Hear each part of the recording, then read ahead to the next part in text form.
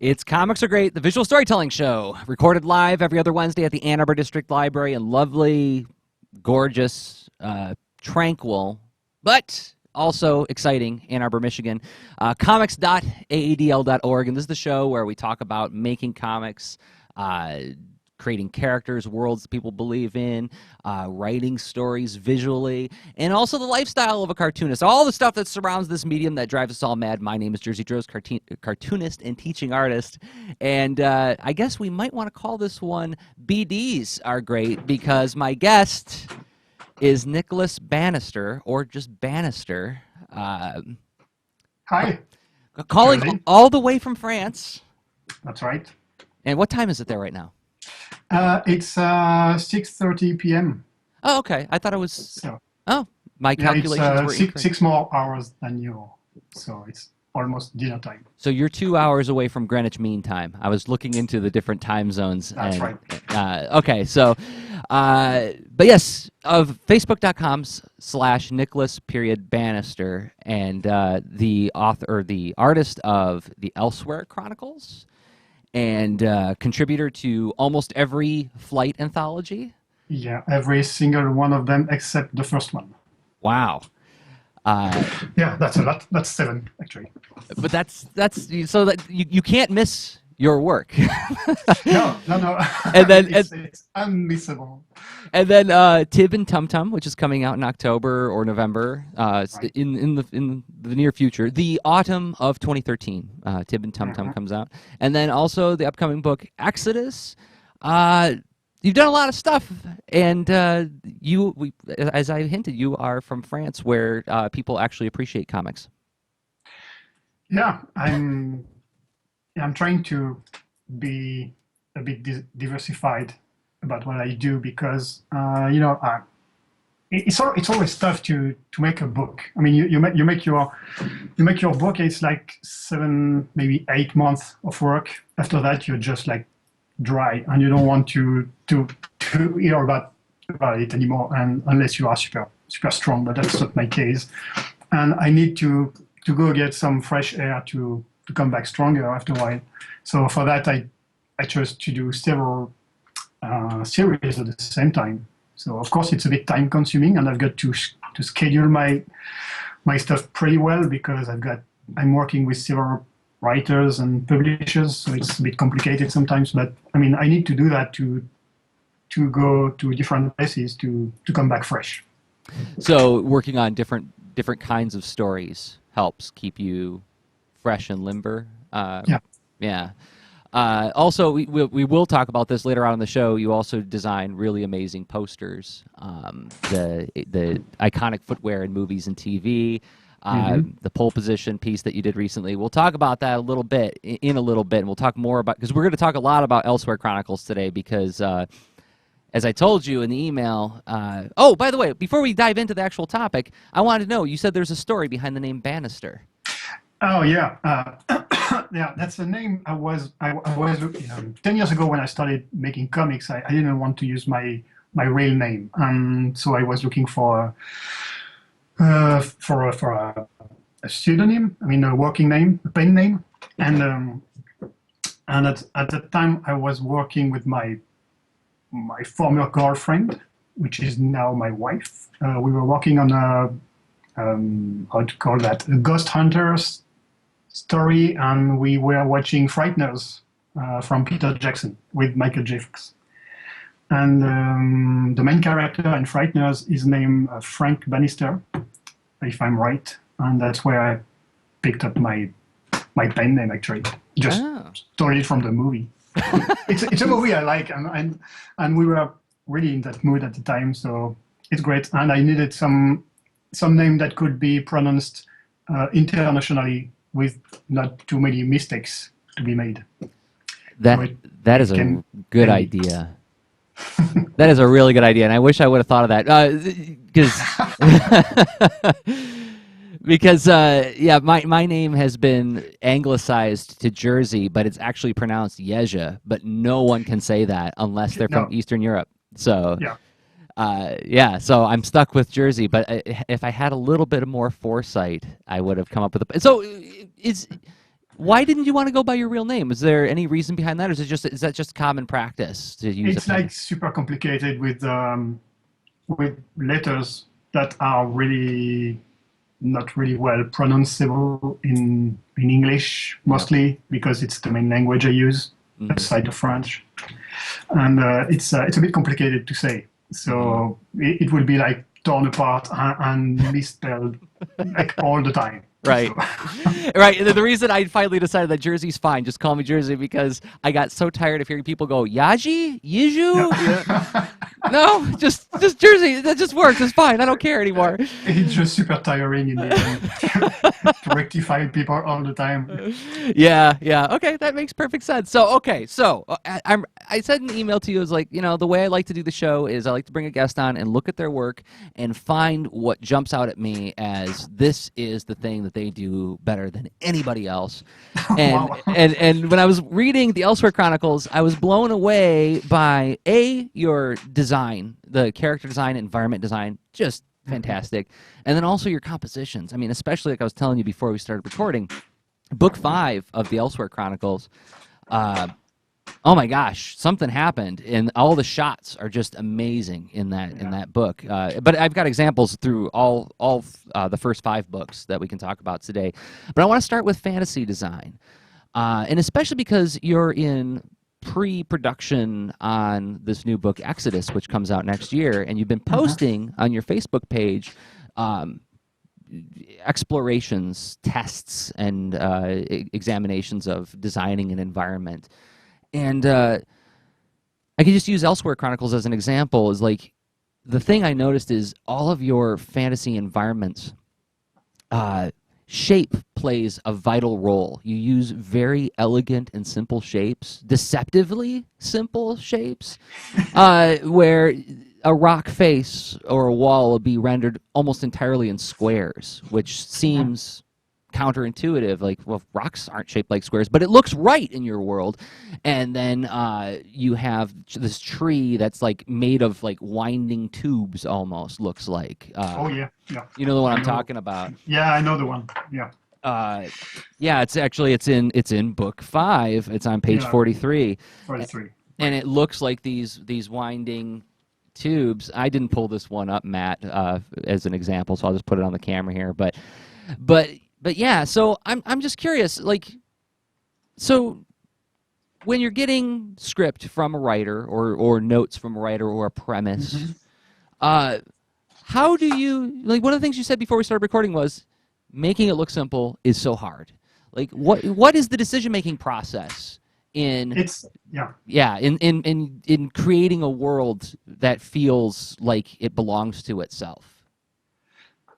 Usually, I read when I get the script, I read it twice. First time, just to enjoy the story and see if it flows and if it's good, and that's it. And the second time, I try to picture things. And the things I picture usually are the most efficient ones are the first one I picture. I'm basically I'm not trying to go beyond my first vision or my first impression. I mean, I just sketch very simple things like the square rocks or the giant tree like made from vines and stuff, and it's just very small and quick visions I've got when I read that the script, and then I elaborate a little bit around that. I try to find different ways to picture it the way I want, and but I try to keep it simple. But the key to keep it simple is to work hard on it.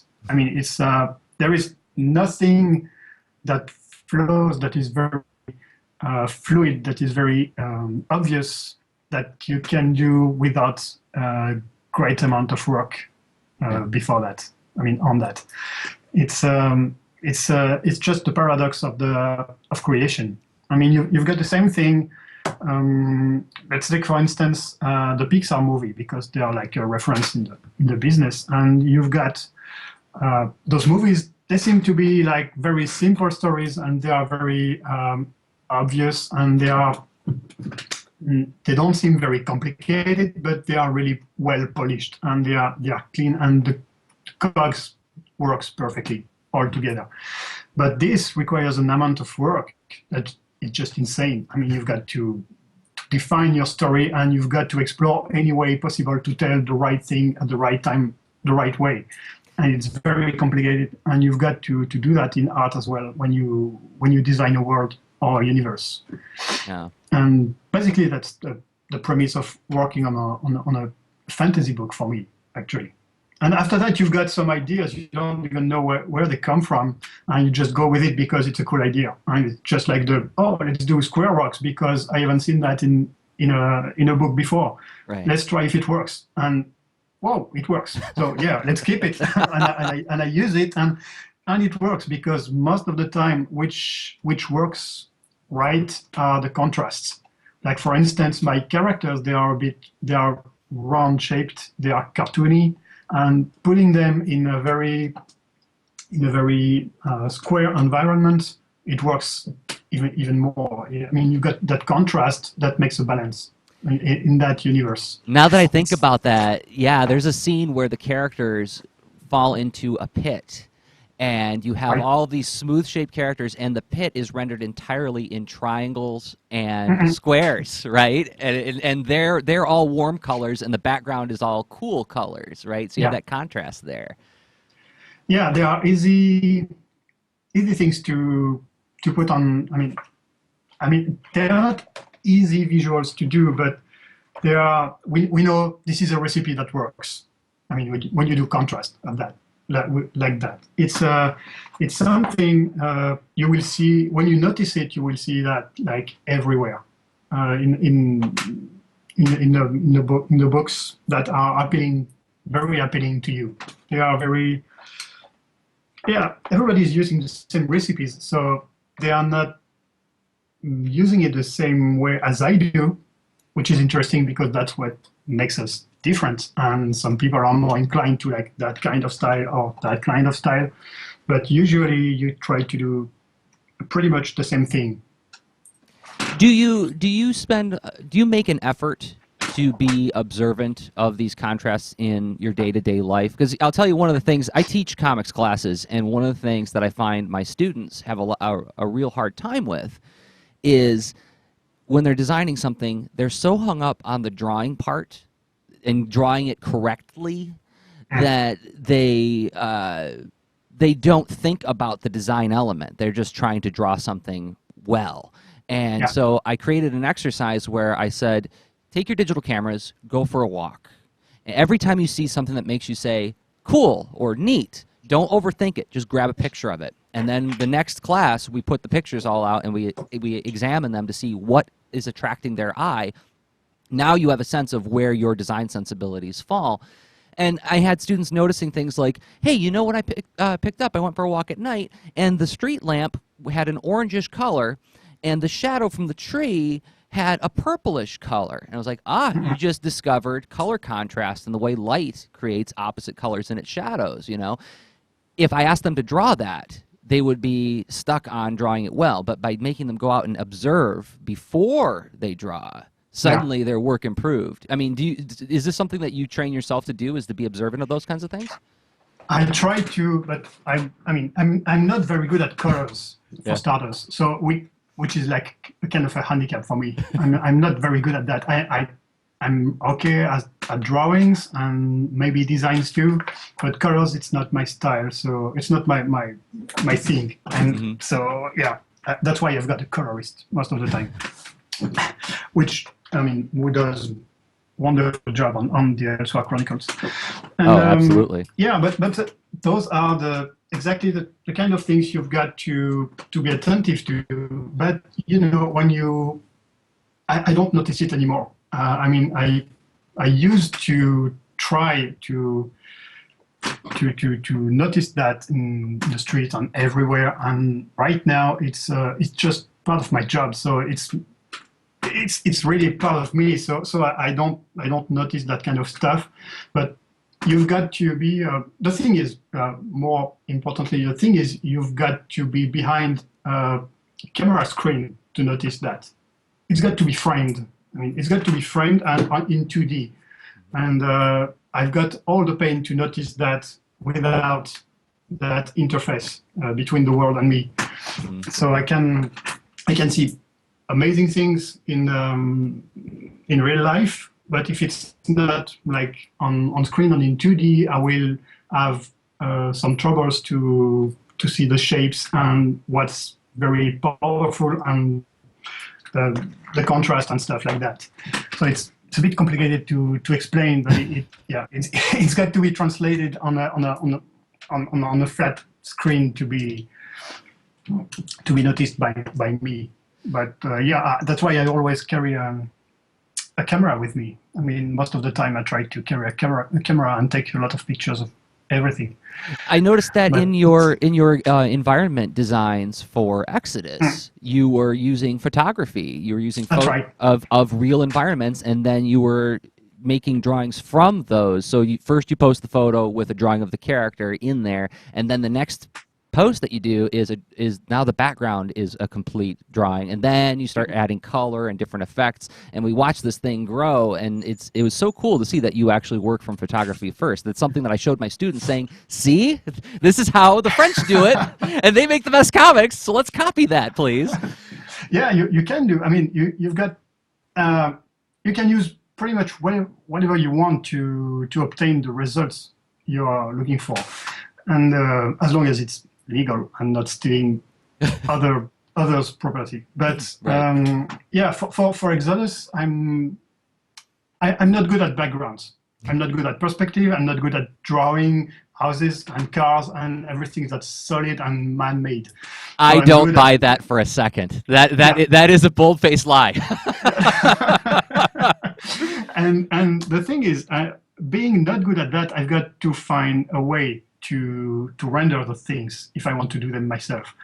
So I decided to take to go from pictures, which is a good way to work as well. The thing is, the story is set in New York, so I had to go to New York, which is a nice excuse to go visit New York, actually. But it ended up being a very nice study trip, because we noticed things that we wouldn't have noticed if we weren't been there. To take some reference pictures.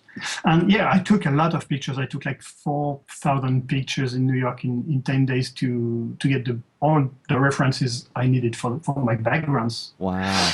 But and it was very useful. And now I've got to process them and to see which ones are useful for the books or not. I've got to read the scripts for that, and because I anticipated on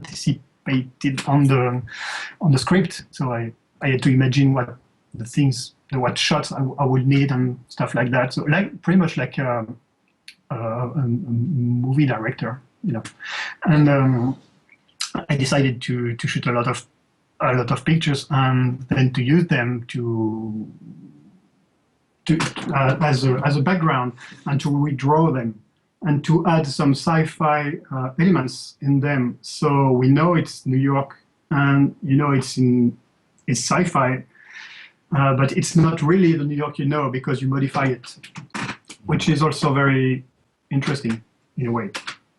Well, it blends the familiar with the unfamiliar, right? To ground the story somewhat. Because I noticed this with your creature designs as well, is they're just familiar enough that I know what it is, but it's alien enough or different enough that it feels frightening. With the monsters. It's one of the key. It's one key of fantasy or sci-fi design. I mean, you just take something that exists on Earth and you modify it a little bit, which would be like size or maybe like the head or something. Or, like you take Avatar, for instance. All the creatures in Avatars, they are pretty much the same as we've got here, except they are all shiny and they've got 6 legs, and that's pretty much it. And you've got a sci-fi creatures, and that's it. And I did the same in my books, and everybody does the same. You just take like a panda, and you add a tail or big ears, and you've got a alien creature.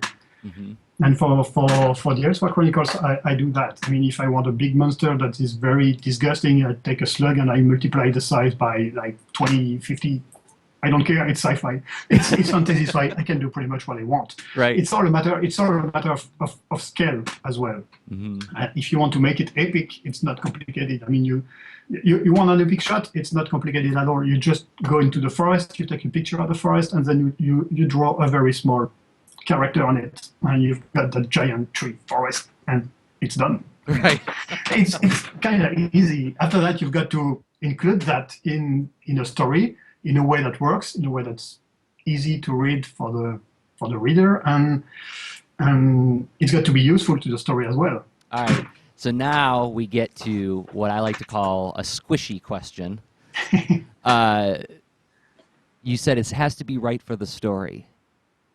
How do you know? I designed a cool monster. I made a thing that has a shark head with a mouse's body and bat wings. It's the coolest thing ever. How do I know whether or not it is appropriate for this story? Because that's the story will guide you. The script you will read, the story you've got to illustrate is your guide, and you immediately know if your design is good or not. I mean, it's just. I would say it's obvious. I mean, you don't do as long as you've got a goal and you know what you are doing and where you're going. You cannot do anything you want. You've got like a rail, and it's just like the story tells you to draw a horse that has got like 8 legs. You can do that, and but you cannot go in every direction possible, because you know that there will be consequences after that. And if you do whatever you like, at one point you will have to pay for that, because you will have to deal with the choices you made before, and you've got the creatures you are creating, and you will have to deal with them for the whole book, if not the whole series, and then they've got to be consistent and constant all that long, and they've got to serve the story as well. The key is the story. I mean, you are working for the story. You're not working to show off your skills at a creature designer. Mm-hmm. In other words, we take Elsewhere Chronicles, right? A book for what's the age range that this is for? I think it's starting from 8 or 9 or something. Okay, 8 or 9-year-olds. And if I say to you, Bannister, I got this great idea for a character for Elsewhere Chronicles for like the final book. It's this guy who carries around a bunch of half-decomposed severed heads on his chest, and he drinks the blood of infants in front of other people. And he's got needles coming out of his eye sockets. What do you think? Great character for the story, right? Yeah, but I mean, what's his background? What is he gonna do in the story?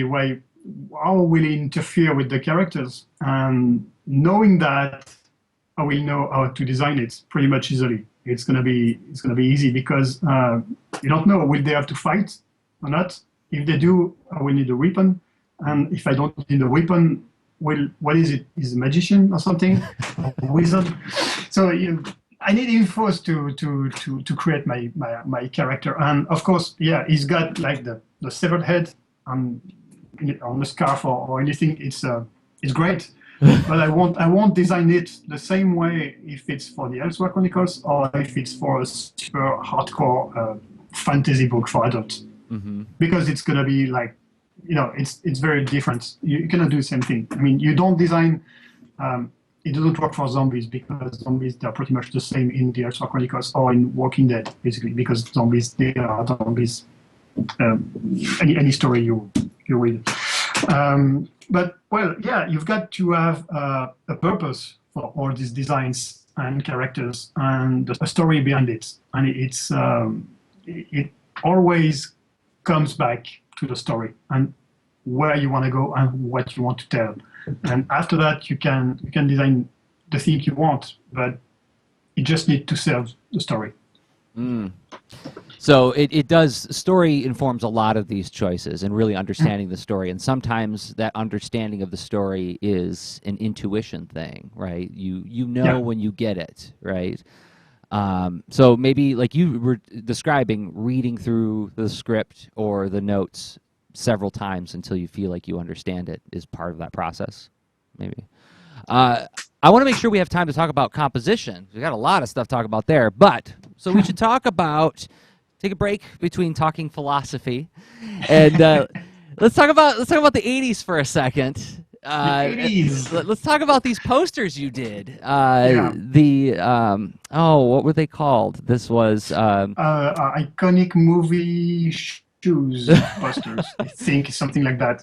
I don't really have a name for that, but yeah, it's that. So yeah, the iconic footwear in movies and TV. That's right. And you did actually the Doctor Who poster is right behind you in the studio. Yeah, that's right. Yeah, I printed it just for a test, and it looks great in big. So I'm gonna do several of them, I guess. Eric's posting the link in the chat, and it's tuxboard.com/posters. Oh man, I can't pronounce all these words. But tuxboard.com is where you can find it. But you can also find it on Bannister's Google Plus feed and on his Facebook page. But where did this come from? Like, who sits down and says, you know what, I want to draw shoes for famous characters? The thing is, I like shoes. I like sneakers mostly, but I like shoes overall. And I've got lots of pair of shoes, and my wife is not happy about that, but that's the way it is. And I'm not into collecting things or into buying stuff a lot, but yeah, shoes, it's like my weak spot. So every time I see a nice pair of shoes, I try to restrain myself, but it doesn't last long. Anyway. So wait. I knowing this, I have to ask this question. What is an excellent pair of shoes for cartoonists? Oh, wow. The Star Wars collection from Adidas. Really? Very nice. Yeah. It's pretty cool. I've got 3 myself, and I wear them in festivals and stuff like that. And what else did I get lately? Converse did a lot of DC shoes and Batman, Superman, and superhero shoes, but they are not. Yeah, they are a bit too pop for me. Mm-hmm. And also, the Chuck Taylors, I can't wear them anymore. I'm too old now. They hurt my feet. I need something with actual arch support, you know. So comfort is important to me, at least. So, but you were saying, sorry. Yeah. They're pretty nice. I mean, they are a lot of people. I mean, a lot of brands. They try to do movie shoes, and you've got shoes that goes into movies, like the Reebok just designed the Aliens shoes, the Stompers, which are very nice too. But my brother has got a pair of them, but when you wear them in real life, it just looks a bit weird. It's fun when you know what it is, but if you don't know what it is, just like wearing, I mean, like snow boots or something, it's weird. But it's very cool. In a convention, it's perfect. And so I like those items, and for a long time I wouldn't know what to do with that thing of mine, and all of a sudden I decided to do illustrations about shoes in movies, because I wanted people to know what were the shoes. I mean, the iconic shoes, not all the shoes in movies, but the iconic ones that everybody knows about. I wanted people to know what were the names and the brands of those shoes. So I made some research, and for most of them, I found what I needed, and it was pretty fun. And so there are movies I like and shoes I like. So yeah, let's do that. And it appears I ended up with like 11 shoes, and I needed a 12th one just to make it round and finish the thing. For the folks who are just listening to the audio or who haven't seen these posters yet, the posters are just the characters' lower legs and feet in the top third of the poster, and then it's more of a color wash that comes down towards the bottom, and then with the character's name. And they're really striking posters, and they got some traction. They got passed around by quite a few people. And I just thought it was so cool that here's another example of how the internet works. You like a thing, so you like shoes a lot. And then you say, you know what, I want to draw shoes. I'm going to draw some shoes. And then you make a lot of people happy. That's right. And it's a good example. I mean, the composition of the posters as well, because I was focusing only on the shoes. So I didn't need the wall character. So I just draw the lower part of the legs, and I let it breathe a lot under it before adding the name at the bottom of the poster, because I didn't want to overload it too much visually. I wanted to keep simple, still with some textures and some grain, but I didn't want to put too much details into them, because I wanted them to be posters you could hang on your wall in your kitchen or your living room or your studio or whatever, but not to be too much annoyed or tired visually by them. Oh, that is a great term. You don't want people to become tired visually or visually wear them out, right? Yeah.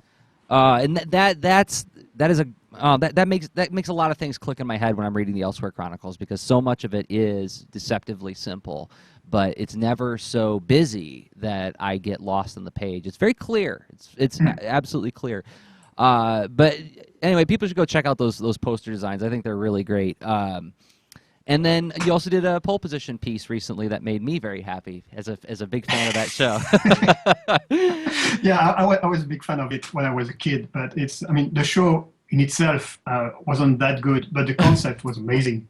Yep. I mean, the stories, they are pretty hard to follow right now as adults, and even kids right now, I don't know if they could follow that. But yeah, the concept of those flying cars and the team and stuff, the 80s were all about vehicles and teams, and it is one of them. And yeah, and once again, it's contrast. I mean, you've got the boy and the girl, and you've got that old car and that very brand new car, which actually kind of sucks because they didn't put a real brand on it. It's not a real car that does exist.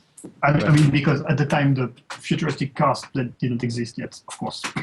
But it's still a matter of contrast, just like we talked earlier. Yep. It works. And the contrast between the personalities of the two talking cars, right? As well. Yeah, absolutely. All the way down, there's contrast. It's funny. You may have heard of this amazing cartoonist named Tony Cliff. Of course. Yes. He was on the show. Amazing. Oh, God. Yeah, I'm beginning to suspect he's not human. But he was on the show a couple episodes ago, and one of the things that we talked about was characters, and he wrote this great article about how it was supposed to be about how to write strong female characters, and then as he wound his way through the article, he was like, I guess what I'm really talking about is contrast. You want lots of contrast between your characters. That's right. You want contrast in everything in your book, because that's what makes the by showing the differences, you show what makes the thing work, right? So, okay, we got to talk about composition on this show, and I've got some examples of your work to put on the air. I just had a discussion yesterday. I was in class, and I was telling my students, I gave them an assignment, and I said, you're going to make a comic. There's going to be 2 panels in every page. Why are there 2 panels? Because we want contrast. We want to see which one's bigger, which one's smaller, and why. But then I said, you also must have a character, a background. You must have dialogue. And one of the students very cleverly raised his hand and said, comics don't have to have dialogue. And I'm like, what do you mean? He's like, well, I read a comic that had no word balloons at all. And I said, well, but how did you know what was happening in the story? And he said, well, the characters did this and this and this. And then we had a discussion. Is that dialogue? Well, it's communicating meaning visually. That's dialogue, right? And it made me think about the show we were going to do today, about how the moments you choose, the shots you take, or the shots you draw, communicate story. And if you don't think about that, you're missing an opportunity to really dig deep and explore, some interesting story. I want to pull up a page from. let's see, which page did I have here that I wanted to use? Oh, I want to say book 5, page 28. Yeah. 28. Yeah, book 5, page 28. Matt, you got that one pulled up? Right. Yeah, and so, spoiler alert, a character apparently dies in this book. I say apparently because I trust that you guys are going to reveal more information than that. Although, Elsewhere Chronicles, for a book for little kids, does have quite a bit of death in it, but very tastefully done. Does. But here are the characters reflecting on the moment. And look at this wonderful depth of field that you have here. Again, it's got the round characters with the soft round scene below of where the character just died, but then they're surrounded by all these angles, the square rocks, this giant triangle jutting out, but giving us this moment of silence, but also giving it to us in a visual way. And I wrote down, like, okay, what are the 3 things that Nicholas or Bannister is doing in this story with composition? Is he's evoking tone, information, and visual interest in all of these shots. So I'm wondering, like, when you're doing these kind of shots, what are you thinking about? I mean, is this the kind of thing where you just kind of visualize it and like, yeah, that sounds right, I'm just intuiting it? Or is it something where you're doing lots of different angles on these shots to get to this? I think on this one I did several take. This one worked the most, obviously. That's why I chose it. But yes, you can deduce a lot of things on this panel. You've got the trail from the monster that just killed the character, and you've got surrounded by some very aggressive shapes. So you know it's a pretty hostile world. And you've got the front character who is packing for what's going to be like a trip, of course, because we are on a road trip here, on a journey, and you've got those 2 characters who are very tired and sad, and they are looking to the horizon where their friend disappeared, and that's also the direction in which they will be going, like the page after or 2 pages after. So you've got a lot of information in that, and that you get. You get that from the early on from the reading of the script, because it's all written in the script. I mean, when you read the story, there is no other choice than doing that kind of shot. I mean, it's just obvious. I mean, you've got to show that. Will it be in 1 panel or 2 panels? But I decided to do it on 1, just to show a bit of the scope of the scene, of where it happened. And it's kind of a transition moment, and you've got to let it breathe. So there is not too much details, so you can just dive into it. I mean, visually, and your eyes can breathe in the background, and it leads you slowly to the next panels. And actually, the next panel is also it's a close-up on the character who is mourning, but he's by himself because he's much more of a lone wolf in that case. And then you start the story again. But you've got to pause the story for that, and you've got to, of course, put no dialogues, and it's just like 2 mourning panels basically. There are no empty silences in this book, though. I mean, even though this is a silent moment, it is loaded with meaning, right? Mm-hmm. Yeah, everything.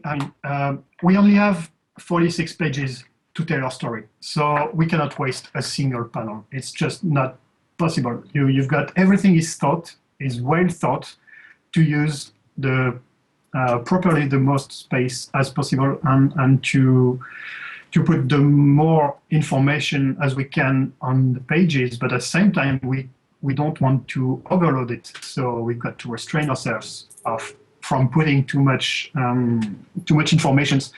And but everything is thought. I mean, in the 3rd panel of that page, you've got the 3 characters speaking, and the last one is very lost in the back of it, and is still in contemplation, in mourn. actually, and he's not coming back before a little bit of time.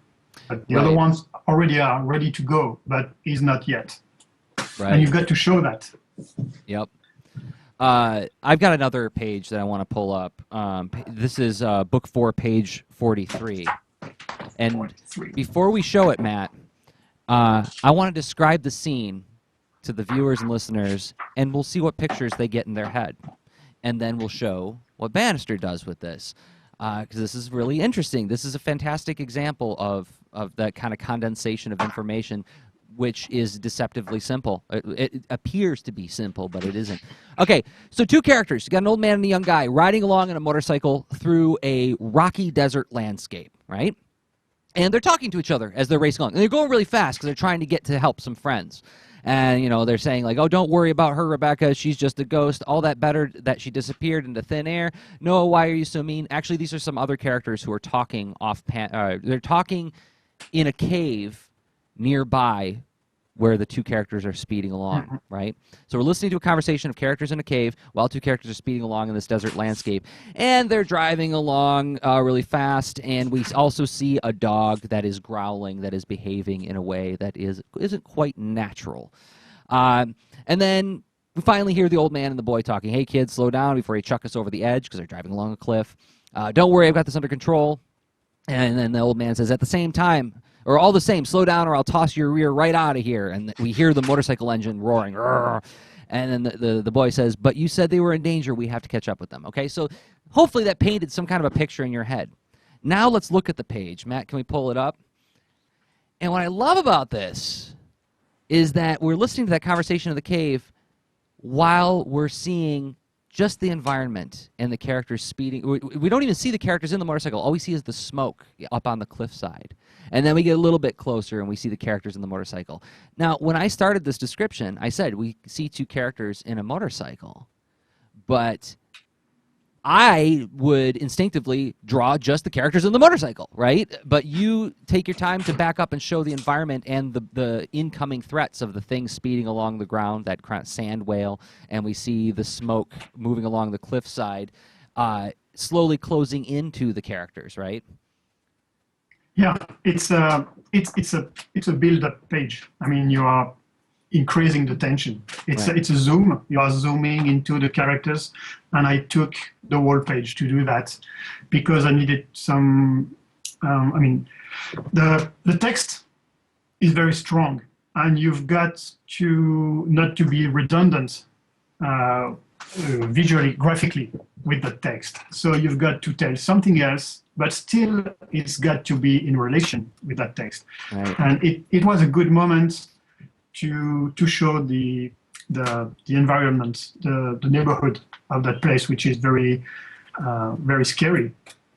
And at the same time, they are coming from very far, so you've got to wait for them to come to destination. So you have to show that as well. So that's why you see them from very far, just that little dust cloud behind them, very far away, and we zoom on them, and we end on a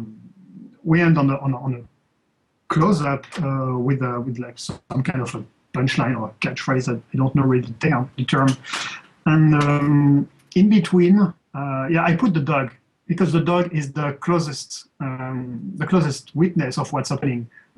It's been shown before. It's been shown in the first panel and on the previous pages. And we know that the dog is with the characters who are right now in danger. Mm-hmm. But I cannot show the characters in danger because I will spoil the whole tension and everything will fall apart. So I just show the dogs seeing. I'm doing my Steven Spielberg that way. I mean, that's what he's doing all the time. I mean, he's just showing people looking at scary stuff, but he's not showing you scary stuff. He's just showing the fear in the eyes of the characters. Yeah. With that low angle traveling and stuff. He's very good for that. And it's the same thing in his movie War of the World, where you can see an attack of the monsters behind a hill, but you don't see the attack at all. You just see the army shooting at the monsters, and the witnesses just looking at it like just amazed by what's going on. This is the same thing. I mean, you just trust the reader and the imagination of the reader by just showing a result of what's happening, but it's off screen. Yeah, And well, the other thing I was going to point out was in panel 1, you did this really nice thing where you just put this rock in the foreground on the left. And that simple addition, it's a simple shape, but boom, we have a sense of scale here. We have a sense of dimension and depth in that shot too, which also kind of heightens the tension because there is an enormous distance these characters have to cover before they get to their friends, right? And we've shown you very simply in one panel while other characters are talking, right? It's a great example of using composition effectively. But I love this idea also, of making sure that, I guess what you're saying, correct me if I'm wrong, you have to have a deep understanding about not only what the story is about, but what every scene is about in order to pick a good composition for the shot, right? Yeah. Like I mean, you've got to know pretty much everything about everything in your story. And I mean, what's going on, what has been, what happened before, what's going on right now, and what's going to happen next. So you can try to put the best out of you to make the best shot possible. And in that particular case, for the first panel, I mean, you've got that foreground, and the foreground is essential. You always need a foreground if you want to add a sense of scale, some depth. You need a foreground that is very present. Would it be in the shadow or right like here, like lit by the sun? Yeah. And you need that. And it's I mean, it's some things like this. They are, I wouldn't say they are obvious to me, but I don't think about them that much. I mean, they are common sense for me, you know. Sure. And they are the result of everything I've watched and read during these past 35 years. So it's it's something that this works. So I don't see why I would try to do it differently. And if I would, it wouldn't work. Right. So it's well, when you draw enough pages, this is another thing that like I get asked every once in a while, like, oh, how do I become a graphic novelist or a BD artist or a comics artist? And it sucks to say it, but it really does boil down to make a lot of comics because this will become an apparent language to you. How do you, okay, you're talking in your second language right now to me, right? And you're doing it very well. But when you're talking in French, I bet you don't have to think about it as much when you're talking in French, right? Yeah. Because it's your That's natural right. language, and when you spend time with it, like that's like asking somebody like, how do I learn to speak German? Speak German a lot, you know. Read stuff. Just practice. There is no. I mean, there is no magic trick or anything. No easy solution. You've got to practice. Right. That's it. I mean, some people are a little bit more gifted than others. I mean, they've got that little spark. Some doesn't have, maybe, but I guess like with work, anybody can get somewhere. Right. And I mean, for comics, for music, for anything, you've got to practice. If you don't practice, you won't get nowhere. It doesn't come from nothing. Right. You know? I took 2 years of German in high school, and I used to be able to speak German very, very well, almost fluently. And I can't even remember. I can remember how to say, "Where's the toilet now?" Because it's same for me. I took 6 years of German in high school as well, and I don't know anything left. Because you didn't anything use it. left. You don't use it every day, right? And when you use it every day, you stay in practice and fluid. Okay, I got one more example I want to cover, and I know Sharon Iverson is in the building, ready to do some book recommendations, but I got one more example. This is book 1, page 5. Book 1, the 5th page. And, okay, I'm going to do the same thing again I did before. I'll do it very quickly for the listeners and viewers. I'm going to describe the scene. So you have some kids watching a funeral, and there's 3 boys hanging out on the periphery of the cemetery, and a little girl who was at the funeral with her family comes walking up to the boys to talk to them. And they go through their introductions, and as they're going through their introductions, the little girl explains that, oh, those guys, those people over there that I'm with, that's my family, and the guy who they're burying is my grandfather. So there's a little bit of information to get across here. And you managed to get through this in what, 5 panels? The last 5 panels of the page. We can pull it up now, Matt. We cover all this ground, but in a way that is visually interesting and also very elegant, because when Rebecca points to her family to say, oh, yeah, I'm with those guys over there, and then you close in on the dad who waves and smiles friendly, it feels like a natural progression because we're peering through that hole that you created with the character's legs and the hole in the wall. Mm-hmm. Yeah, it's... once again, I'm just illustrating what I saw when I read the script. And it's, I mean, in the end, we talk about the dad, so I got to show him. It's the first time we show him for real, basically, because, yeah, I mean, no, we saw him like the page before, but this time he's interacting with the characters, so it's got to be a close-up. And that first panel when she's going toward them, I mean, it's, you've got as well a lot of information. I mean, you know she's going backward because she's going towards the left of the panel, mm-hmm. And we saw her back, so we are obviously following her towards those little boys in the back. And I added some that little house, that shed in the end of the cemetery to show it's the very back of it. Mm-hmm. It's very far away, and that's it. And then after that, they talk each other, they talk to each other and they interact, and you've got to vary your shots so it doesn't look like they are all, I mean, talking heads. You've got to vary your shots so people don't get bored by reading the thing, and it's like you are in the middle of the conversation, and you are looking at one character, then the other one who is answering. And after that, you've got to use some I mean, like directing effects to get the reader where you want him and where you want them to get. I mean, it's by taking that shot on the before last panel, the almost last panel. It's I mean, it's like a visor. I mean, you're just like aiming at those group of characters. Mm-hmm. Basically, you've got the round shape, and you've got the girl looking towards them. So you are obviously looking with her towards them, and then after that, you see the father in close shot, which is once again just like the obvious way to do it for me. But it seems very, very easy, at the time to do that.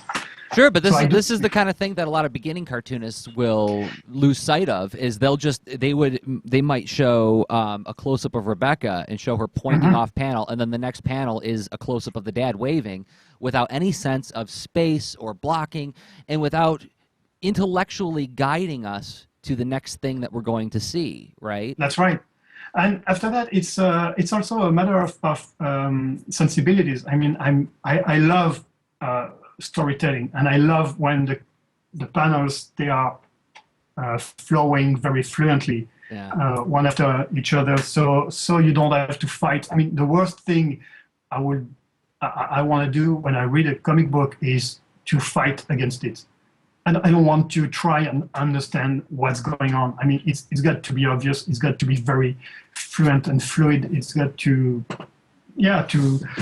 flow very easily. And you just don't think about what you read. You're just in it. And I'm trying to give that sensation to the reader that is in the story, and at no point I've got to take him out by making a mistake of with the wrong shot or storytelling or showing off for whatever reason. So it's just a matter of serving the story the better way possible. One of the things I'm hearing in all of our discussions today is you have to live in the story before you can live in the world, right? Oh yeah, you do. Yeah. You completely do. I mean, when I'm drawing my pages, I'm completely with the characters. So I'm way more involved emotionally than the readers will be, because I'm spending way more time with them than you guys are while reading the book. But still, when I'm doing that, I'm completely, taking the readers with me, and I'm hoping that at least they will get a little bit of what I'm living when I'm drawing it. Yeah. Can you believe we've been talking for an hour already? Yeah, no, already. Wow. That went so fast. Yeah, absolutely. The show goes so fast. So we've got to do book recommendations, but I want to give you a final word before we move on to talking about books, Bannister. Any final thoughts on this composition thing? I think you summed it up really well. Go for the easiest shot, the obvious one. Don't try to do something just to impress people. Just try to tell your story the best way possible and the easy way possible, and you will get your effects all the time. Most of the books that are classics now, they are very simple and obvious in storytelling and shot choices. That is so good. That is so good. All right. So, okay. Well, I told you that we were going to be doing book recommendations. I don't know if you picked any. I see Sharon Iverson has an enormous pile. I've got, what do I have? Okay, I'll let you organize your books while we let Sharon do her book recommendations first. So. I'm ready when you are. All right, awesome. So, Sharon Iverson, comics.aadl.org. So good to have you back. It's been a while. Is your mic on? Is my mic on? It is now. It is now. There we go. Okay. All right, so. Hi, Sharon. Hi, Bannister. I want to thank you for being on the show here, because I haven't read the Elsewhere Chronicles, and I've got 3 of them, and I've got the rest. And I've got a bunch on hold because I just fell in love with them, seeing the shots that you guys just discussed and all, and to see that critics are comparing it to Bone. Oh my gosh! So I can't resist this. Yeah. It's It's actually really cool. I can see that, actually, because it starts out very innocent, and it gets progressively more and more dangerous as the story progresses. Very much like Bone, where that's right. Yeah, where you think, okay, well, they're fine, they're back home now, and then, oh no, there's another complication, and when I said there's a lot of death, there's a lot of death, but it's done in a very tasteful way, and the way the characters, well, it's not gratuitous. It's not. Nobody comes in with a machine gun and just mows people down. It's like when a character dies, the death has a consequence and a meaning, right? And it's not and a purpose. Yes. Yeah, it has a purpose, and I don't mean the jumping in front of the bullet purpose. I mean that there's a part where just an animal in the story dies, and you see how the characters react to that, and that's the meaning of that death, right? So. Yeah, it's a fantastic book, isn't it? Yeah, it's so good. Well, I didn't look at it too close because I don't have volume 1, and I'm going to read them in order. I'll turn mine in today. Well, that's I'm okay. done with That's okay. That's okay. So that's one thrilling series and result of getting to be on today. Yeah. You suggested I look around for some books that are produced in France or by French, and yes. I thought you were going to bring this one because we both brought this one on the same day when we were going to do a book talk on it, because this is a fantastic book. This is Ariel Yes. by Emmanuel Gibert. Am I saying that right? And Marc Boutavant. And I'll tell you my favorite story I've got bookmarked here is, and it in terms of composition, it's pretty simple. It's the Operation ATM, where Ariel and his dad are on the way to extract money from the bank, and it's mostly in the car with a little bit outside, but it's just hilarious the way that Ariel's, like, we're on an op now, and what happens, and even the it's about a little boy donkey. Yes, little boy donkey and his life experiences, adventures. Right. His wonderful, exuberant imagination. He loves Thunder Horse. Thunder Horse, yes. Wishes he could be Thunder Horse, but realizes, according to his parents, that he's more like Thunder Horse than his best horse friend at school. Right. So yeah, no, I totally love this book. So much that this is mine.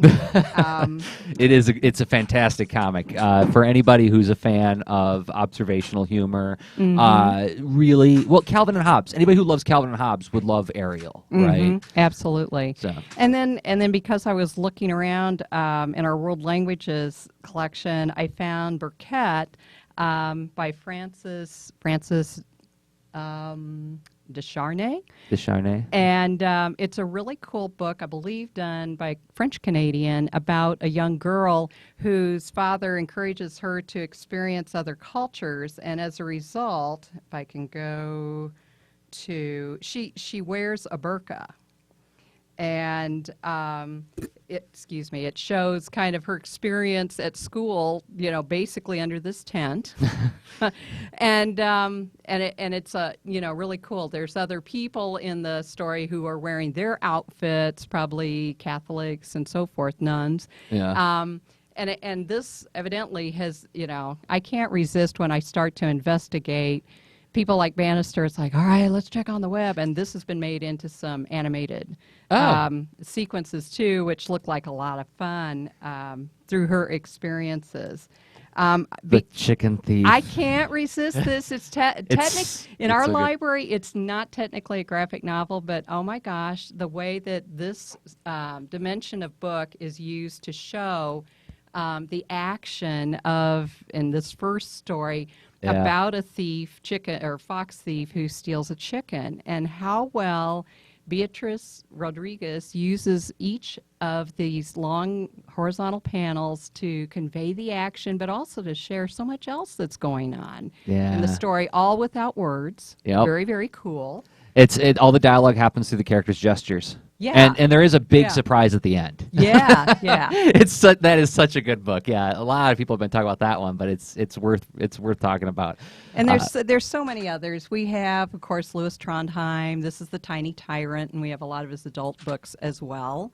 And I do not know if I'm saying, is it Jean Svar? Yeah, how do you say that, Bannister? Johann Svar.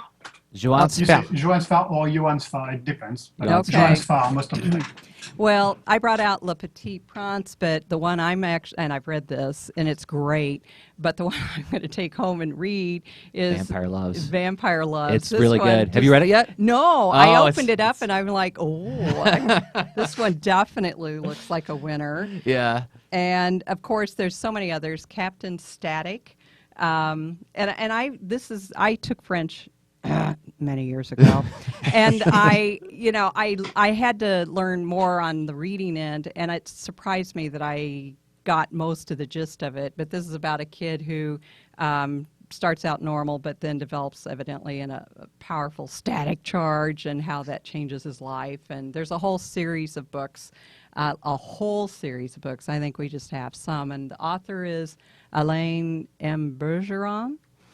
And I could go on with Tintin and all the others, but and of course I brought our collection, almost our whole collection of Flight, which have a lot of your stories in it, Bannister. One of my favorites was the one about the cooking duel. Oh yeah. The action between the young man and woman who challenge each other who can make the better meal and their race to the store to get the ingredients. Oh, it's a mushroom quiche, isn't it, or something like that? And oh my you god! got the recipe at the end of the story as well. Yes, and I'm gonna try that. So thanks. Yeah, it's a good one. Oh, good. Cool. Yeah, it's been written by my wife, and the recipe is from her too. And it's a very fun story. I had a lot of fun drawing it, and it was one of the first story we did together. Oh, fun. Oh, cool. Cool. Okay. So what we got? Like all 8? Almost. I couldn't get them all. I couldn't get volume 1, but. Oh well, Bannister's not in that one, so who cares? Oh, okay, good. We got the important one. We got all of It's a very Bannisters. important one. Yes. But all of these are in the library's collection. Yes. So yes. is Ariel in the library? If it isn't, yes, it Oh, is. oh, good. I believe so because I think I had the library's copy the day I whipped it out, and you're like, have you read this? And I went, So all of these books will be in the show notes, archived at comicsaregreat.com/CAG85 and just go to comics.aadl.org, folks, to find all these amazing books. Any other ones?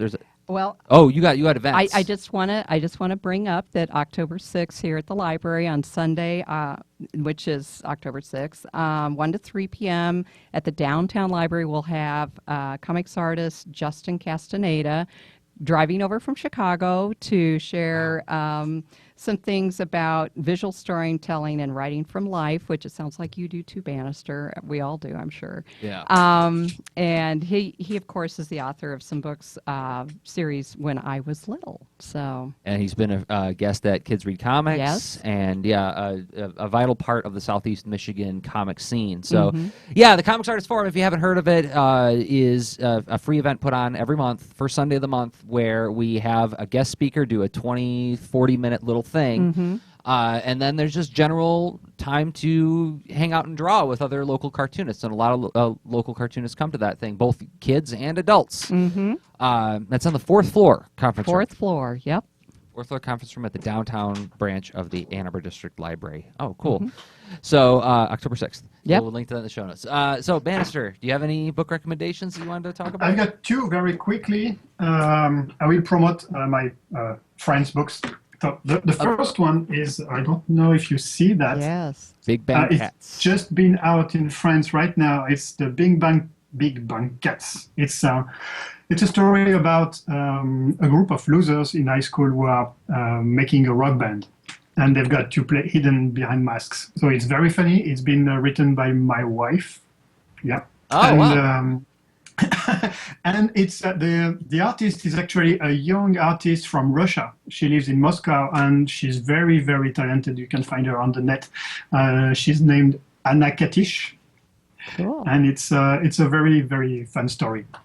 And the other one is also from a friend. It's brand new. It's not even in French yet, nor in English. It's just in Finnish, because the guy's from Finland, and he was in flight too. So you can look for him in flight as well.